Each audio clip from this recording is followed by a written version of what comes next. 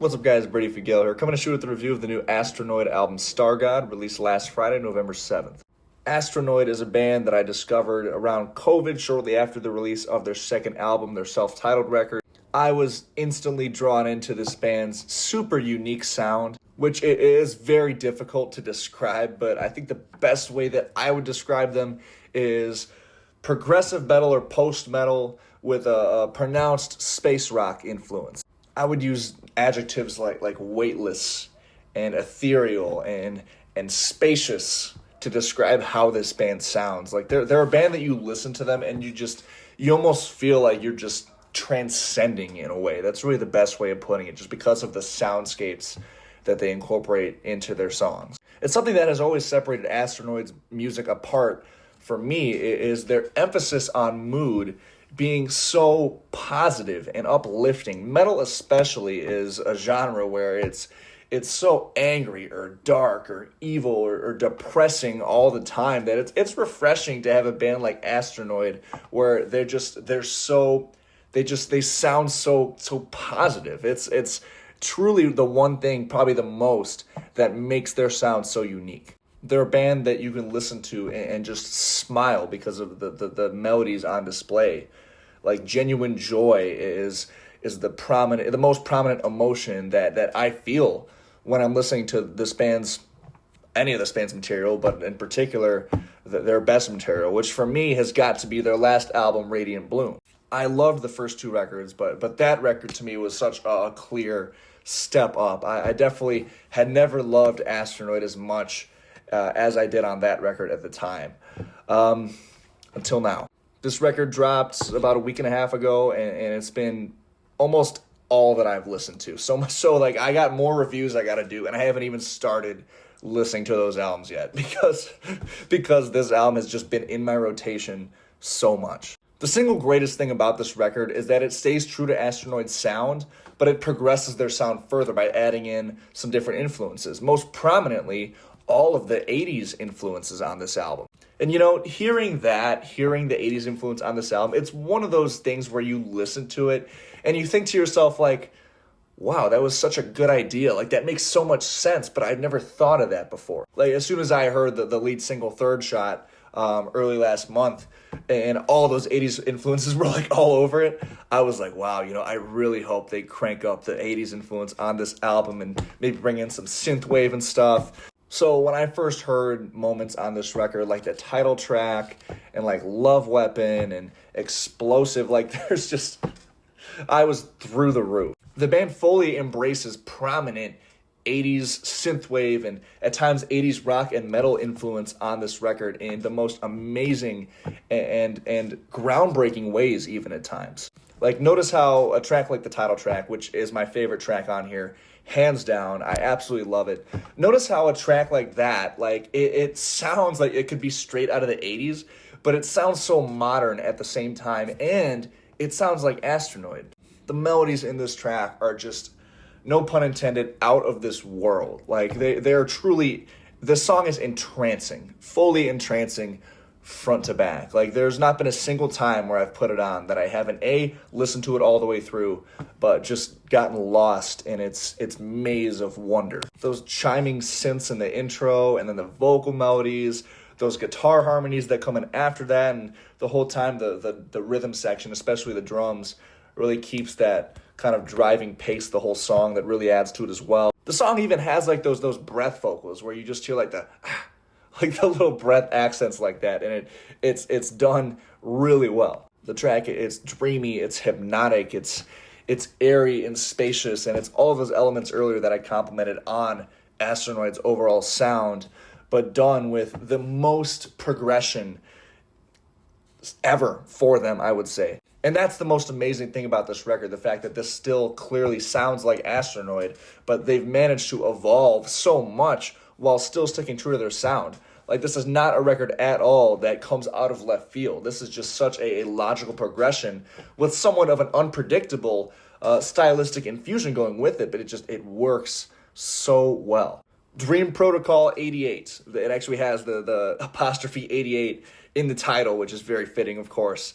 Has this amazing guitar solo section where it's got this layered It's essentially this layered guitar solo where you have the slower, like more traditional parts, and you have these really fast harmonized tapping licks kind of, and it's all playing together. So it sounds like just this whirlpool of guitar harmonies in it, and it all brings to mind, again, that very prominent 80s vibe. Again, the lead single Third Shot, just right off the bat, those 80s style synths in the intro. The bridge riff brings in some more guitar harmonies that bring to mind almost like an 80s classic metal vibe at times, right at like the 340 mark when those kick in. Love Weapon is another track that embraces some more of that 80s influences, especially in those synths. But the riffing on that song too, it's again a song that overall like has a very positive aura to it, but you have like that really thrashy main riff and the double bass grooves, and the song still has a lot of energy to it, and especially the bass in this song is something I have to compliment. Just not only in how it's played, but in the mix too. It sounds really full, and it just has such a perfect tone that fits the style so well. That song has an amazing guitar solo too. One of my favorite riffs on the album kicks in right at the 155 mark. It's really bouncy, really bubbly, and just brings a great energy.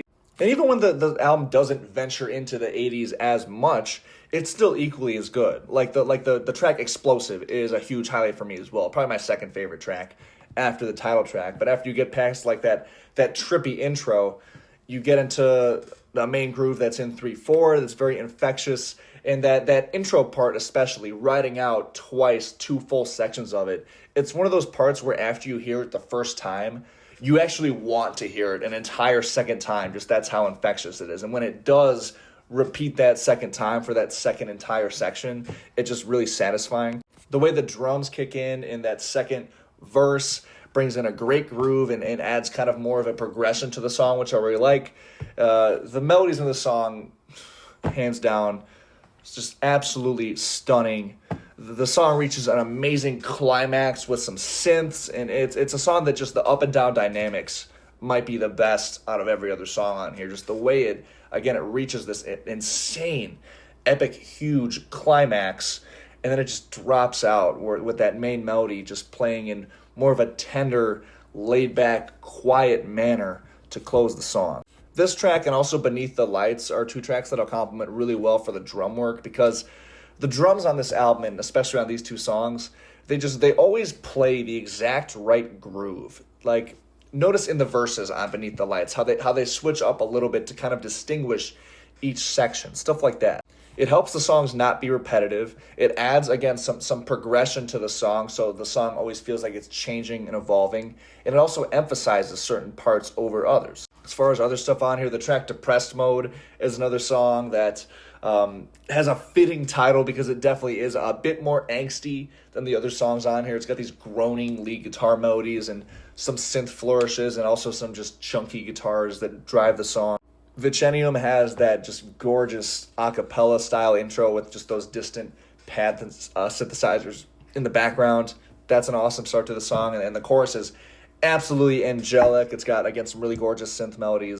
And I also have a lot of praise for the bookend tracks on here, Embark and Arrival, which I have to especially compliment because intro and outro tracks are usually not something I enjoy. I usually find them to be unnecessary.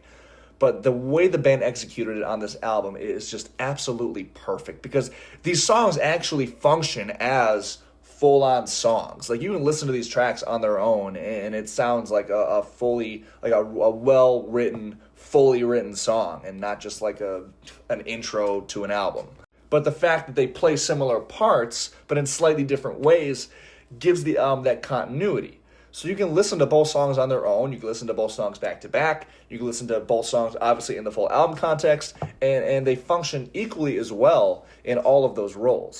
Much like every Astronoid prior, the lead guitar work on here is absolutely phenomenal. These bands' guitar solos they never fail to be the absolute apex of the song. It's brilliantly produced. The vocals in particular absolutely shimmer, and the vocal performance as well is done maybe more confidently than any Astronoid album prior. It's a similar compliment I had for Radiant Bloom that was noticeable, and I noticed it even more on this record. Despite this album feeling so airy and so spacious and weightless, the band does do a good job of still having some genuinely memorable and catchy guitar riffs.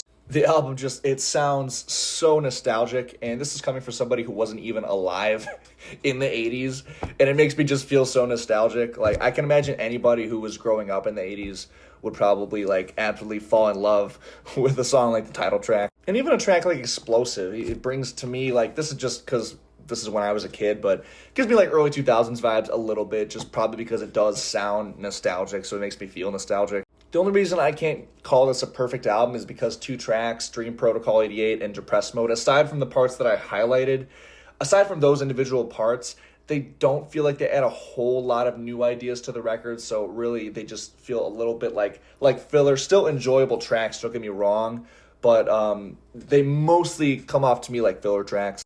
But this is still a phenomenal record. This band, they keep getting better and better and better with every record, and this album continues that trend. And seriously, if you have not heard this band yet, I highly, highly, highly recommend checking them out, regardless of what style of music you're into.